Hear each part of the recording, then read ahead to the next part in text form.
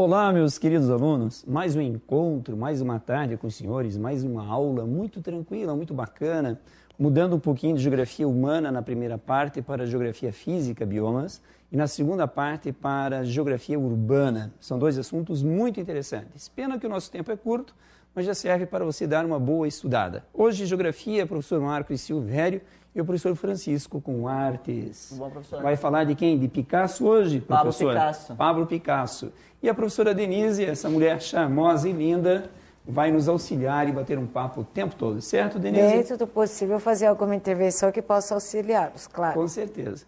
Então, vamos lá. Introdução da nossa aula de hoje, por favor. Proposta para você estudar e para você ler hoje. Paisagens climatobotânicas. Olha que palavrão, climatobotânicas. Isso diz muito. Ou seja, os biomas. Segunda palavrinha-chave seriam paisagens geomorfoclimáticas. Eu quero que você escreva, que você anote isso aqui e depois venha estudar e pesquisar a fundo. Já vou explicar por quê.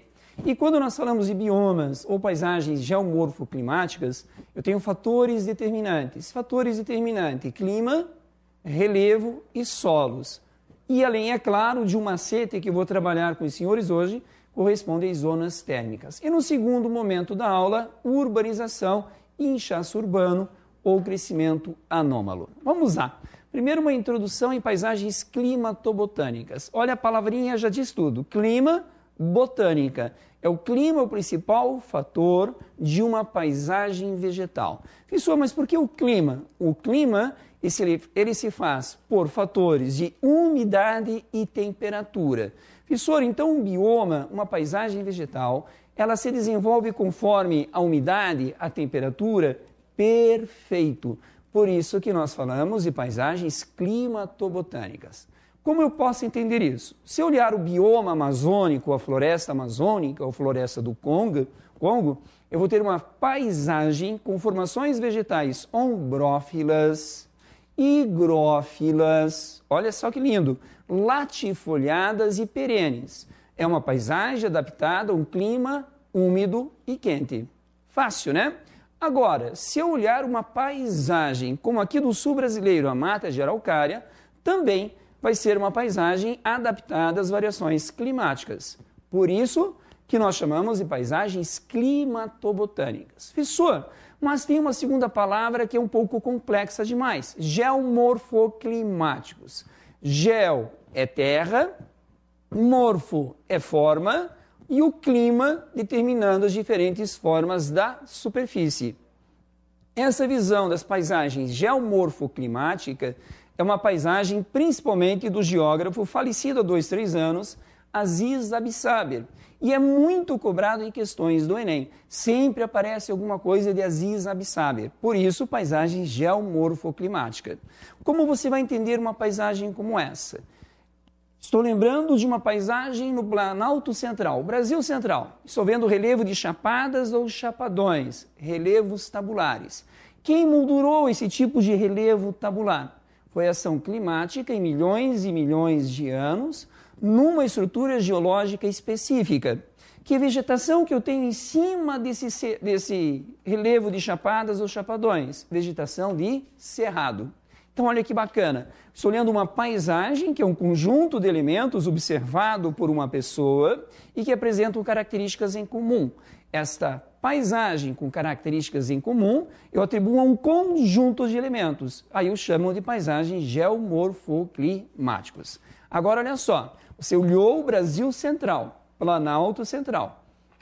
Tente visualizar ou mentalizar o Sudeste, parte de São Paulo, Rio de Janeiro, Sul de Minas, o leste do Paraná. Você vai observar um relevo com morros, relevos acidentados, né? Nós chamamos de relevos mamelonares, ou na forma de mamões, ou meias laranjas. Esse tipo de relevo é um relevo de estrutura geológica cristalina, e ele foi emoldurado em milhões e milhões de anos pelo processo do intemperismo químico e físico, principalmente químico. Opa! E recoberto por uma vegetação de Mata Atlântica. Estou olhando uma outra paisagem geomorfoclimática. Viram que bacana? Então, toda e qualquer paisagem que você venha observar, que tenha relevo, que observe uma cobertura vegetal, etc., você está observando esse tipo de paisagem. Entenderam mais ou menos? Então, nós vamos estudar um dos biomas no Brasil hoje. Se der, eu vou acrescentar um pouquinho mais. E vamos entender esse bioma em cima dos fatores: clima, relevo e solos. No termo solos, você pode encontrar a palavrinha edafologia. Edafologia é o ramo da geologia que tem por finalidade estudar os solos e a evolução dos solos, no quesito produção agrícola. Agora, pedologia corresponde a uma área da geologia com fins específicos para o estudo e evolução da rocha e, pelo intemperismo, a formação dos solos, ou seja, mais científico. Então, num texto, você pode encontrar a palavra edafologia como pedologia. Legal? Então, uma introdução naquilo que você tem que pesquisar. Entra lá nas questões do Enem, você vai ver que todos os anos nós temos uma questão envolvendo um bioma, uma paisagem brasileira. Todos, sem exceção, tá? E aí é fácil você identificar os principais biomas do Brasil.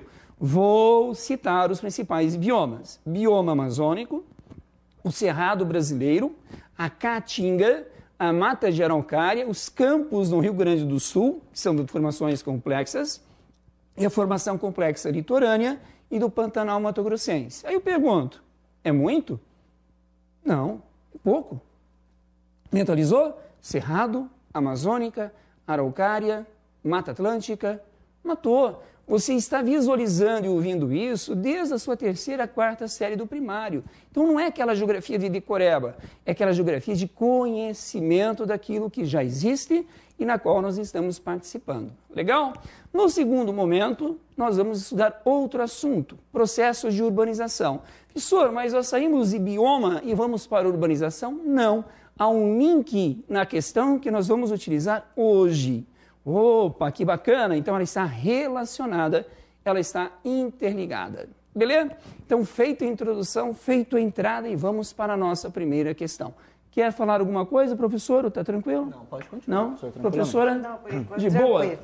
Então vamos lá para a primeira questão. Olha só, olhando esta paisagem, você já consegue identificar vários elementos. Opa, que paisagem é essa? Uma formação de araucárias angustifólias. Araucária angustifólia. Estou falando o nome científico do famoso pinheiro do Paraná. Então, querido lá do Brasil Central, se não pode esquecer que isso aqui é uma araucária. Beleza? Para nós paranaenses, a araucária tem uma importância fabulosa. Por que uma importância? Pinhão do Paraná, a árvore símbolo do Paraná, certo, professor? Muito pintado por aqui, né? Apesar de que, professor, quando eu fui para Santa Catarina, eu encontrei muito desse pinheiro do Paraná, né? Eu falei, esse pinheiro deveria ser do Paraná e de Santa Catarina, né? Olha que interessante. O Mas nosso parece que amiguinho tá em Francisco disse extinção, algo né? interessante. E eu quero puxar a orelha de todo mundo. Uma paisagem vegetal, ela não tem fronteira política, professor. Ah, tá. Entendeu? Ela não tem fronteira política. A maioria das pessoas acham, não, a paisagem amazônica é só no Brasil. Não, ocorre na Venezuela, na Colômbia, no Equador. A araucária, o pinheiro do Paraná, não ocorre só no Paraná. Ocorre nos planaltos meridionais ou no planalto meridional no sul brasileiro. Beleza? A maioria das pessoas, quando tem uma árvore símbolo, uma vegetação que vem a caracterizar determinado local, acha que é só daquele lugar. Não é só o senhor, é todo mundo, 90% das pessoas. Então, lá em Santa Catarina, tem muita araucária sim, porque o relevo predominante de Santa Catarina é de planalto. Opa, relevo. Relevo não corresponde a um dos fatores, ao escrever relevo. Sim, relevo de planalto. Mas o que o planalto tem a ver com isso? Que lindo! À medida que eu subo em relação ao nível do mar, em formações de planalto, a temperatura diminui. E a araucária angustifólia é uma formação vegetal, olha só que nome lindo, aciculifoliada. Gostou? Aciculifoliadas são formações vegetais adaptadas a climas mais frios. Então, a folha de uma formação aciculifoliada, olha só, ela tem esse formato aqui, ó. São folhas bem estreitinhas e alongadas. Se eu pegar essas árvores de copa abaixo da araucária angustifolia, olha que legal, elas são assim, ó, latifoliadas, mais largas. É uma vegetação adaptada a um clima mais úmido, por isso que elas são assim. Quando nós falamos araucária angustifolia, isso aqui é muito interessante, na verdade ele é um fóssil vivo, porque não corresponde a uma vegetação caracterizada por esse clima, mas de milhares de anos atrás. Beleza? Entendi. É uma aciculifoliada. Olha que outra identificação você tem nesse tipo de formação. As árvores têm copas fechadas, né? E desencadeiam este formato aqui, ó. Olha que lindo. Nós chamamos de formações ombrófilas. Então tem um grande estrato arbóreo e abaixo um menor estrato arbóreo. No passado, as formações de araucária recobriam quase todo o Paraná, Santa Catarina, Serra Gaúcha, quase tudo. Professor, e o que ocorreu com as araucárias? Foram sendo extintas gradativamente em função da expansão da agropecuária. Olha que interessante.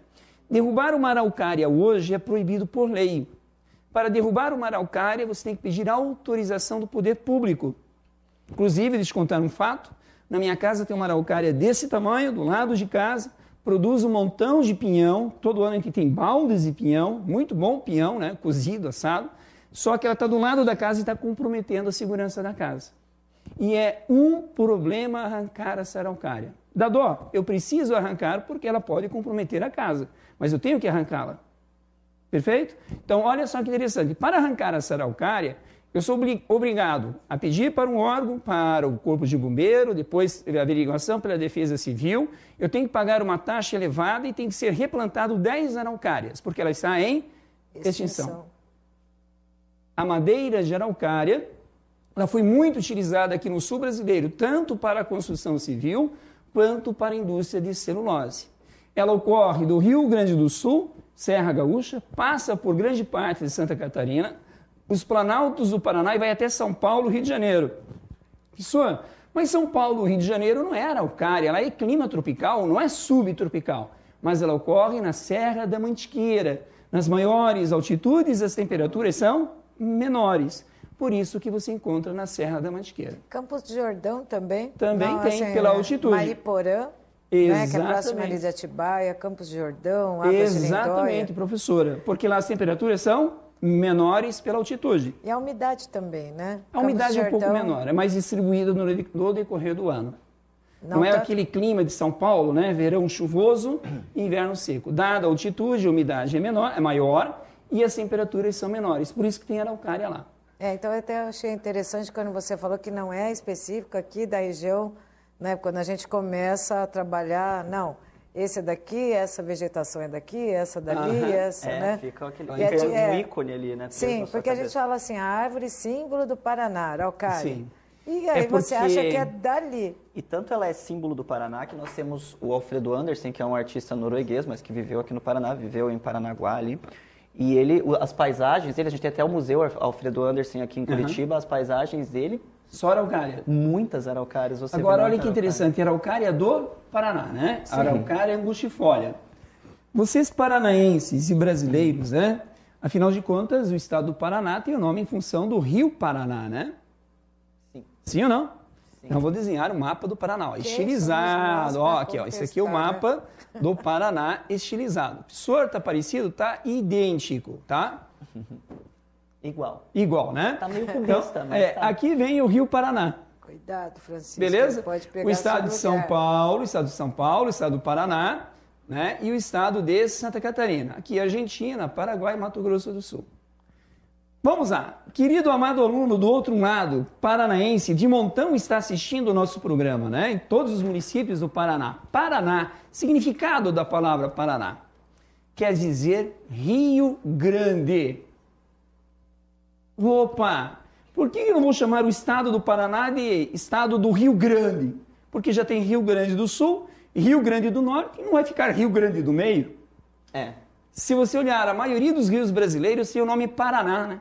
Paranapanema, Paraíba do Sul, Parnaíba, Paraguaçu, Paranapanema, Parnaíba, conheço. Paranapanema, quase tudo tem Paraná. Já Então, passei. Paraná quer dizer Rio Grande. Beleza? Então, o Paraná é um rio grande.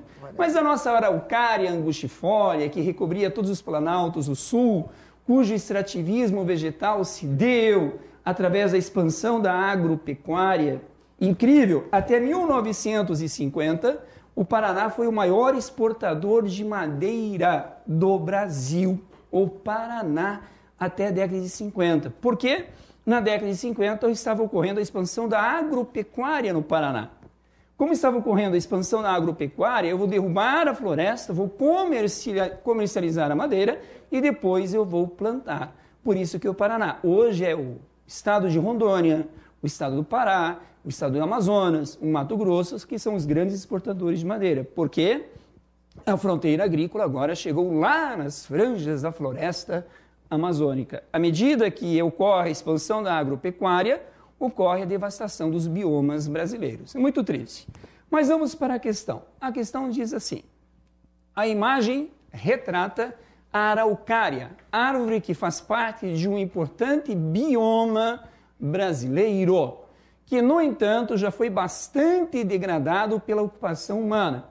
Uma das formas de intervenção humana relacionada à degradação desse bioma está fazendo uma pergunta. Uma das formas de intervenção humana relacionada à degradação desse bioma foi, olha que fácil, o avanço do extrativismo de minerais metálicos. Poxa, minerais metálicos, eu estou falando do extrativismo vegetal, estou falando de um bioma, portanto, nem pensar. Outro, para a exportação da região sudeste, como o professor Francisco disse, como a professora Denise mencionou, a araucária caracteriza a região sul. São pequenas manchas no sudeste, é ínfima e insignificante em relação ao restante. B. A contínua ocupação agrícola intensiva de grãos na região centro-oeste do Brasil, mais uma vez, centro-oeste brasileiro, escreva, meu querido amado, grande parte do centro-oeste é o bioma do cerrado, da floresta amazônica, não esqueçam, a floresta amazônica, e do Pantanal Mato-Grossense. Jamais vai ser araucária angustifólia. Posso fazer só uma consideração aí? Deve, professora. Se, supondo que você tem aí, você na hora de resolver essa questão, já seria possível eliminar a questão do centro-oeste, do nordeste, já me antecipando, considerando a questão climática que você mencionei no começo. Em relação aos locais onde há araucária. Exatamente. Por isso eu comecei a aula falando de clima. Então o clima já define o bioma. Qual é o clima na região sul? Subtropical. Clima subtropical é mais frio. Chuvas distribuídas durante o ano. Então, mata de araucária é o campus. Jamais no nordeste. Beleza? Que legal. Mas vamos lá. O processo de desmatamento motivado pela expansão da atividade canavieira. Quando nós falamos em canavieira no Nordeste brasileiro, nós falamos da zona da mata. Zona da mata, Mata Atlântica. Então, não pode. O avanço da indústria de papel e celulose, a partir da exploração da madeira, extraída principalmente no sul do país, olha que interessante. O extrativismo vegetal, ele é utilizado para a produção de papel. Aí você deve estar pensando, mas por que eles não extraem a madeira na região amazônica para produzir papel e extraem a araucária? Interessante, né? Porque na região amazônica, ou em climas tropicais, a madeira é dura. Madeira dura é para construção civil e indústria moveleira. Por isso que aqui no sul e sudeste tem reflorestamento de eucalipto e de pinos. O Pinus eliote, que é conhecido como praga verde, em forma de pinos, né, de conífera, ele é uma madeira mole. O pinheiro do Paraná não é uma madeira dura, é uma madeira resistente, mas é uma madeira mole, fácil de ser trabalhada. Portanto, a araucária, ela pode servir como para a indústria de celulose ou de papel. Então, eu posso deixar o item D de boa, por enquanto. E o adensamento do processo de favelização sobre áreas da Serra do Mar na região sudeste. Mais uma vez, região sudeste, Mata Atlântica, né? Região de serra, nem pensar, Mata Atlântica de novo. Então, a resposta, meus queridos alunos, é D, o avanço da indústria de papel e celulose a partir da exploração da madeira extraída principalmente no sul do Brasil. Eu gostaria que você escrevesse nesse item a expansão da agropecuária. Foi o principal fator, né, na atividade econômica do sul brasileiro, e a madeira era para exportação e para a indústria moveleira, né? Vale a pena essa ressalva, é muito importante essa ressalva. Uma questão de uma universidade aqui do sul do país, há pouco tempo, perguntava assim: primeira atividade econômica no norte paranaense. Norte paranaense, vocês estão aqui no Paraná, devem saber. Questão A, olha que interessante. A, primeira atividade econômica, extrativismo vegetal, cafeicultura, pecuária bovina e uma outra não lembro lá. Vamos por lá, pecuária suína. Você ficaria com qual, professor? Eu vou repetir. Extrativismo vegetal, cafeicultura, pecuária ou sojicultura, algo parecido. Incrível, 90% dos candidatos erraram essa questão. Foram de cara em café. Porque o café marcou a ocupação do norte do Paraná, a expansão da cafeicultura. A maioria vai. Mas a gente esquece que antes de uma atividade agrícola, eu tenho que extrair o que está em cima. Extrativismo vegetal. Eu não vou plantar o café em cima de copas de árvores. Por isso que muitas questões do Enem, de vestibulares, você tem que raciocinar, tem que ler com atenção. E não de imediato, né? De imediato ir lá, não, aí o café norte do Paraná. Eu confesso ou a cana. É a mesma coisa. Qual foi a primeira atividade econômica do litoral nordestino? Cana-de-açúcar ou pau-brasil? Pau-brasil? Pau-brasil primeiro precisava. Isso, depois é a cana-de-açúcar. Quase, hein? Sabe que na nossa aula de sociologia também foi comentada a questão do Paraná.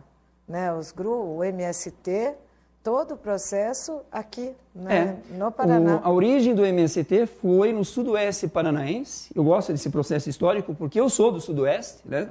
Sou lá de White Duck, Pato Branco. A história de Pato Branco é uma história fabulosa. É fabulosa a história dessa cidade. Se você é desse município e está assistindo essa aula, eu sou o bicho do Paraná e de Pato Branco. Procure saber a verdadeira história desse município. É honrosa e triste ao mesmo tempo. A ocupação desordenada, comercialização de terras no sudoeste e no oeste de forma indevida, quase levou o Paraná a uma guerra civil na década de 50. Mas olha, por um triz. Empresas que vendiam terras para 3, 4 pessoas no mesmo instante, no mesmo local. Então a pessoa comprava terra, comprava de novo, comprava terra, e aquela terra já era comercializada. E antes da comercialização dessas terras, professora, nós tínhamos aqueles que se refugiaram da Guerra do Contestado, que também se deu pela ocupação indevida de terras. Então a nossa história é uma história muito triste.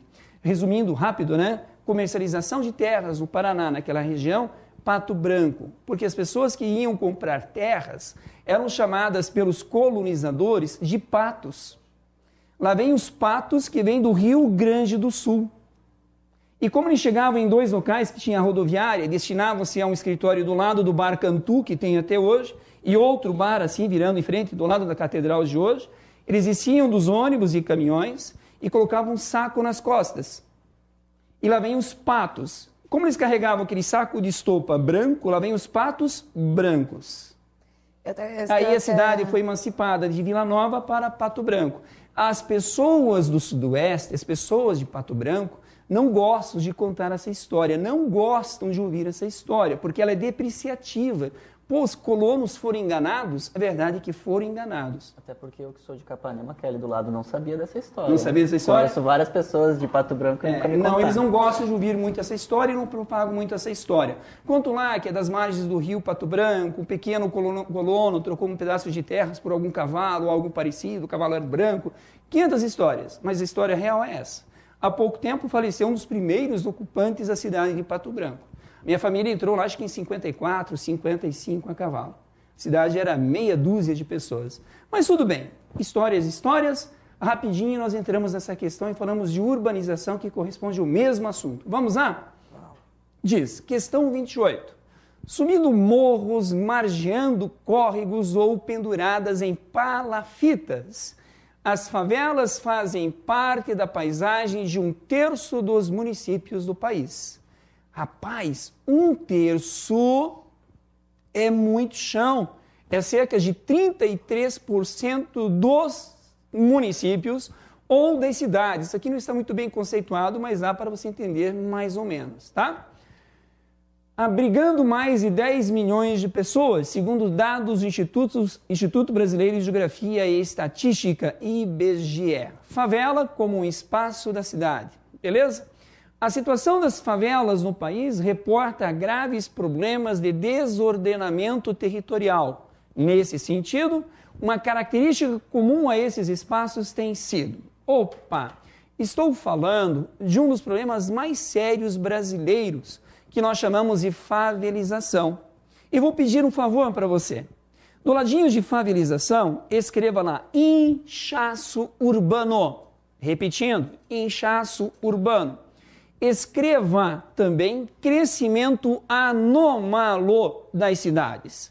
Professor, mas isso cidade que forma? Inchaço urbano, crescimento anômalo. Corresponde ao crescimento desenfreado de uma cidade quando, pelo intenso fluxo migratório rural-cidade, mais crescimento vegetativo, a cidade não tem condições de absorver esse contingente humano.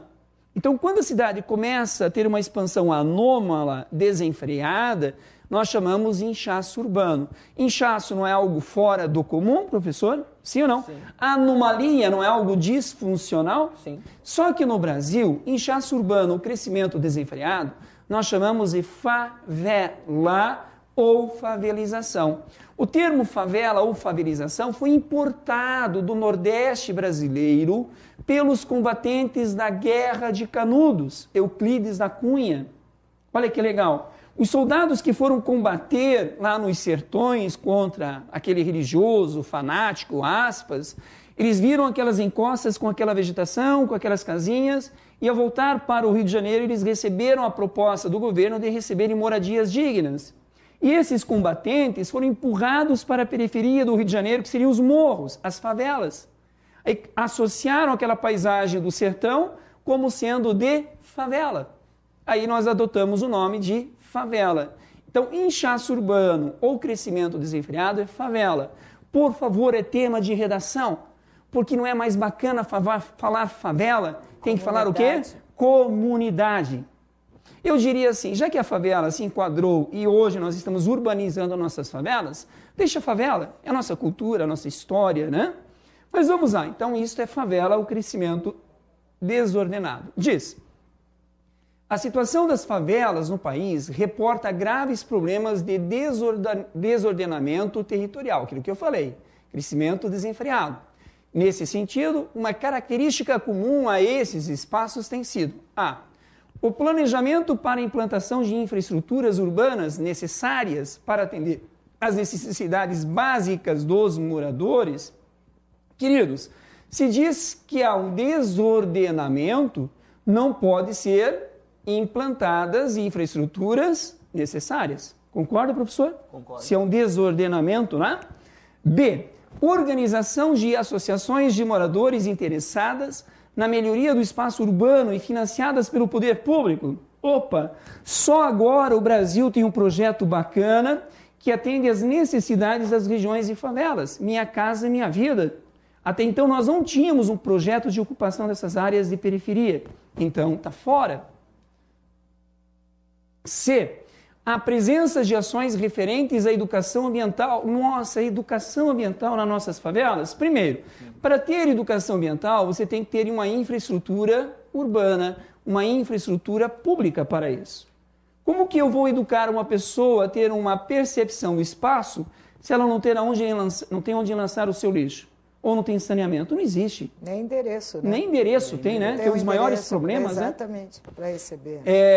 D. A ocupação de áreas de risco, olha que bacana, suscetíveis a enchentes ou desmoronamentos. Está colocando dois fatores, enchentes ou desmoronamentos, com consequentes perdas materiais e humanas. Nossa, isso aqui se enquadra no processo de favelização, com certeza, tá? Então, para mim, essa é a resposta. Mas eu vou ler o E porque eu quero explicar o D. E o isolamento socioeconômico dos moradores ocupantes desses espaços, com a resultante de multiplicação de políticas que tentam reverter esse quadro. Nossa, multiplicação de políticas que tentam reverter esse quadro. Eu quero fazer um adendo a esta informação. A nossa resposta é a D, mas eu já vou explicar um pouquinho mais a questão dele. Olhando para o professor. Quando o Estado resolveu ocupar os morros no Rio de Janeiro e criar aquelas unidades pacificadoras, eu não fui pessimista a exercer comentários. Eu disse, não vai dar certo. Professor, mas como você é pessimista? Querido, não adianta pôr a polícia para retirar a milícia ou retirar o poder paralelo. Numa área de favelização, o crescimento desordenado, eu tenho que ter todo o poder público. Tem que ter educação, tem que ter o transporte coletivo, tem que ter o saneamento básico, tem que ter a infraestrutura.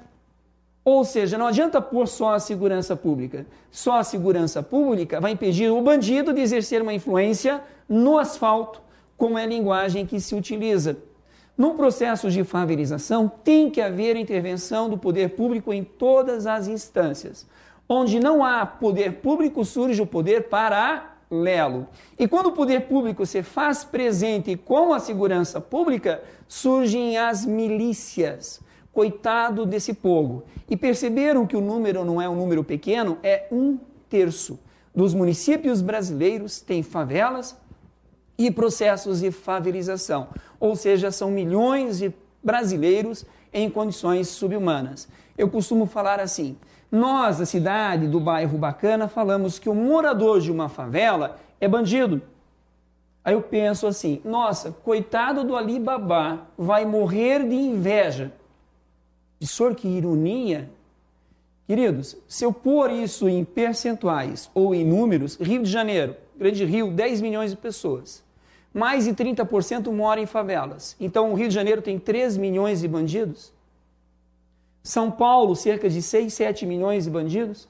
Curitiba, 600 mil bandidos. É o número de pessoas que ocupam as favelas. E essas pessoas não são bandidas. São pessoas excluídas pelo sistema político ou econômico, ou até mesmo por nós no conjunto da sociedade. Então nós temos que reverter esta fala em relação às favelas. Na sua grande maioria, mas maioria mesmo, são trabalhadores, são pessoas idôneas que lutam para ter um pouquinho mais de qualidade de vida. Se dá pela falta de planejamento urbano, se dá pela falta de investimentos nesse setor da sociedade brasileira. Tudo bem? Mas o que essa questão tem a ver, olhando a questão de novo, com biomas? Grande parte das favelas no Brasil, no sudeste brasileiro, tanto em Minas Gerais como São Paulo e Rio de Janeiro, ocorrem em áreas de risco ou áreas de encostas. Então, se eu olhar isso aqui, relevo acidentado. Ao invés de utilizar o termo desmoronamento, eu vou utilizar em deslocamento de massa. Aqui ocorrem as favelas. O que isso tem a ver com a nossa aula? Cobertura vegetal, vamos aqui, cobertura vegetal de topo são áreas de preservação permanente. Aí eu saio do morro e vou para a margem de um rio, sujeitas às enchentes. Aqui eu tenho matas ciliares. Então, para fechar a nossa aula, desculpem a correria, vai lá, matas ciliares são as matas nas margens de rios. Por que surgem favelas ali? Porque são áreas públicas, áreas onde não pode ocorrer ocupação ou exploração econômica, são áreas de preservação. Por que ocorrem favelas em encostas de morros? Porque são áreas de preservação permanente, são áreas públicas. Então só vai surgir favela, escreva e anote, em áreas não exploradas ou ocupadas. Opa, é por isso que surgem favelas nas margens de ferrovias, etc? Exatamente. Em um outro momento, eu quero chamar vocês de novo para estudar esse assunto. Né? Foi meio atropelado demais, mas vale a pena nós recapitularmos lá. Grande abraço, até a próxima, bom estudo!